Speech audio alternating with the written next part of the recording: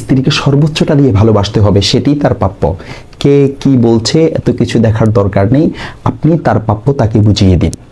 যে মেয়ে আপনার জন্য তার বাবা মা ও তাদের স্নেহ, মায়া, মমতা ও ভালোবাসা ছেড়ে এসেছে, সে কি আপনার ভালোবাসা পাওয়ার যোগ্য নয়?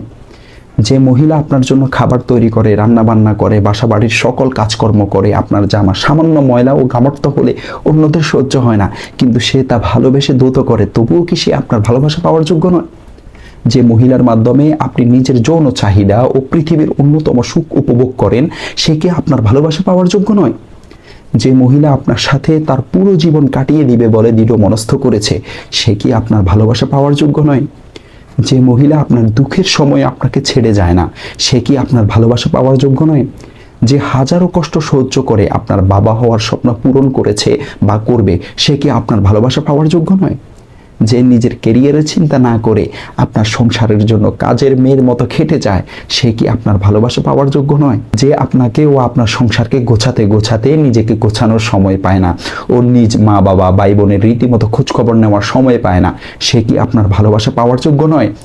যে মহিলা আপনার সন্তান লালন পালন করে, সে কি আপনার ভালোবাসা পাওয়ার যোগ্য নয়?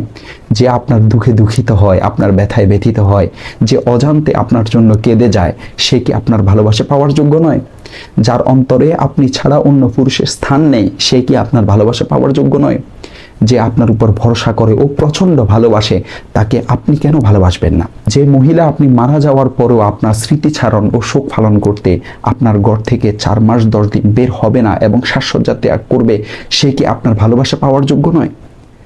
নারী হচ্ছে নরের জন্য আল্লাহর পক্ষ থেকে একটি পবিত্র উপহার, যার উদ্দেশ্য হলো সুখ, শান্তি ও স্বস্তি লাভ করা।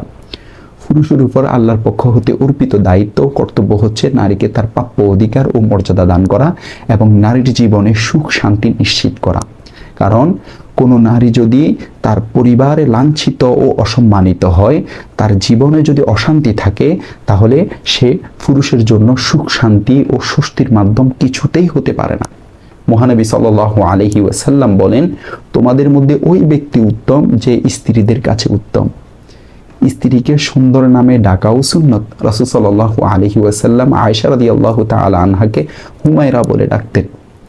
আল্লাহ রাসূল সাল্লাল্লাহু আলাইহি ওয়াসাল্লাম আরো বলেন, কোনো স্বামী যদি এমন অবস্থায় ইন্তেকাল করে মারা যায়, তার উপর তার স্ত্রী তখন যদি খুশি থাকে, রাজি থাকে, তাহলে আল্লাহ তাআলা তাকে জান্নাত দান করবেন।